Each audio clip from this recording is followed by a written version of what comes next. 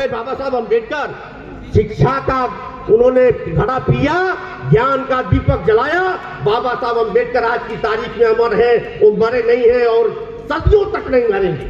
ये अमृत है, शिक्षा अमृत है और उस अमृत को हमसे छीना गया। हम सभी इस देश के मूल निवासी राजा हैं, हम सभी इस देश के कबीलों के राजा थे, हमारे पुरखे राजा थे।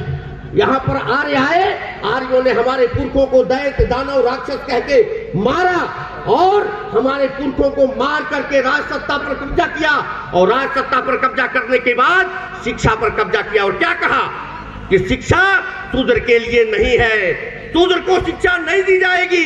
क्या कहा कि सारी जात की औरतें शूद्र हैं, सारी जात की औरतों को शिक्षा नहीं दिया जाएगा। जीवन दीप स्कूल की बच्चियों ने और बच्चों ने आपके बीच में जो सावित्री बाई फुले नाटक किया, कितने वर्ष पहले, अगर इस देश में अंग्रेज नहीं आया होता तो ये रेल रहता, ये डाक रहता, ये सड़कें रहती, ये परिवहन रहता, ये उड्डयन रहता, इस देश में शिक्षा रहता, यूनिवर्सिटी रहती, इस देश में हमको पढ़ने का अधिकार मिलता। सावित्री बाई फुले ने अपने इस देश की स्त्रियों को, इस देश के अंदर अगर कोई शिक्षा की देवी है तो शिक्षा की देवी कोई सरस्वती नहीं, वो सावित्री बाई फुले, माली की बेटी सावित्री बाई फुले। और सावित्री बाई फुले ने इस देश की स्त्रियों को तब जाकर यहाँ निर्देश रानी जी दिल्ली से आकर के, यहाँ पर आगरा से, आगरा की रहने वाली दिल्ली से आकर के हम लोगों के बीच में सुप्रीम कोर्ट के एडवोकेट के रूप में हम लोगों के बीच में बैठी हुई। अगर सावित्री बाई फुले पैदा नहीं हुई होती तो इस देश के अंदर महिलाओं को पढ़ने का अधिकार नहीं मिला होता, जिसको हमारे जीवन दीप ज्ञान स्कूल के बच्चों ने वंचित किया। तो मैं आपसे कहना चाहता हूं कि आज जो परिस्थितियां हैं वो बहुत दुरूह है। हमारे बच्चों को शिक्षा देखा कि लक्ष्मण यादव इलाहाबाद यूनिवर्सिटी टॉप किया, उसके बाद जेएनयू में प्रोफेसर जिसने इंटरव्यू लिया, इंटरव्यू लेने वाले प्रोफेसर ने कहा कि लक्ष्मण यादव सदियों में पैदा होते हैं और मुझे दुख है कि मेरी कलम से लक्ष्मण यादव का चयन नहीं हो सका। क्यों?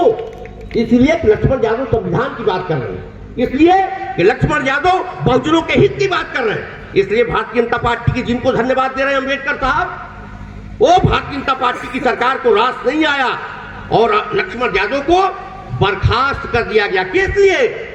इसलिए कि लक्ष्मण यादव इस देश के बहुजनों की शिक्षा के लिए, बहुजनों के बच्चों की शिक्षा के लिए चिंतित। लक्ष्मण यादव इस देश में संविधान बचा रहा है और संविधान के जरिए जो 27% में मंडल कमीशन रिपोर्ट का समय प्रकाशन से मेरे द्वारा संपादित किताब मंडल कमीशन रिपोर्ट प्रकाशित है। हम मंडल कमीशन को मानने वाले लोग हैं। इस देश के अंदर बाबा साहब अम्बेडकर ने जो संविधान लिखा, वो संविधान में 3 आर्टिकल लिखा, 340, 341 और 342। आर्टिकल 340 इस देश की पिछड़ी जातियों को विशेष अवसर दिया जाए, जिसमें कोयरी है, लोहार है, कुहार है, पटेल है, कुर्मी है, अहिर है, सुनार है, ये सारी जातियां, बढ़ई है, राजभर है, चौहान है, इन सारी जातियों को विशेष अवसर मिले। इस बात के लिए बाबा साहब अम्बेडकर ने आर्टिकल 340 भारत के संविधान में लिखा। लेकिन वो कब क्रियान्वित हुआ? इस देश के अंदर काका कालेलकर आयोग बना, काका कालेलकर आयोग की रिपोर्ट को पंडित नेहरू ने लागू नहीं किया। उसके बाद से 1977 में जब जनता पार्टी की सरकार बनी तो मंडल आयोग बनाया गया, उस रिपोर्ट को नहीं माना गया, काका कालेलकर रिपोर्ट को। और बीपी मंडल ने जो रिपोर्ट दिया वो इंदिरा गांधी जी के हाथ में 1980 में आया और उसके बाद से 1990 तक वो रिपोर्ट फिर तक ठंडे बस्ते में रहा। जब बीपी सिंह जी की सरकार बनी तो 1990 में 27% आरक्षण, 40 सिफारिशें हैं।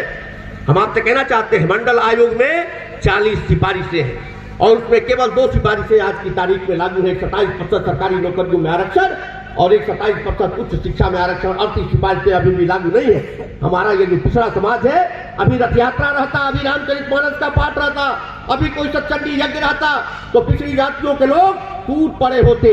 अगर इस कार्यक्रम का आयोजन किसी दलित समाज के साथी के पास रहता तो मैं धन्यवाद देता हूँ कि पूरा का पूरा ग्राउंड दलितों के द्वारा भर दिया गया होता, उनके अंदर इस तरह की चेतना है। लेकिन पिछड़ी जातियां 1947 में संविधान लागू हुआ, इस संविधान का 1949 में संविधान को दिया, 1950 में संविधान लागू हुआ और 1950 से लेकर 1990 में केवल 40 में 2 सिफारिशें लागू हुई।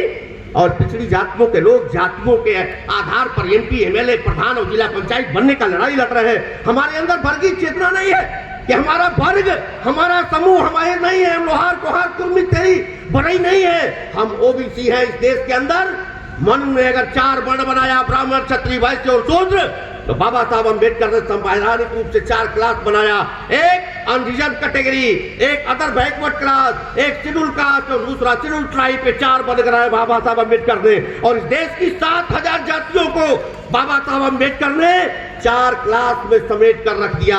हम अपने आप को ओबीसी नहीं मानते हैं, वही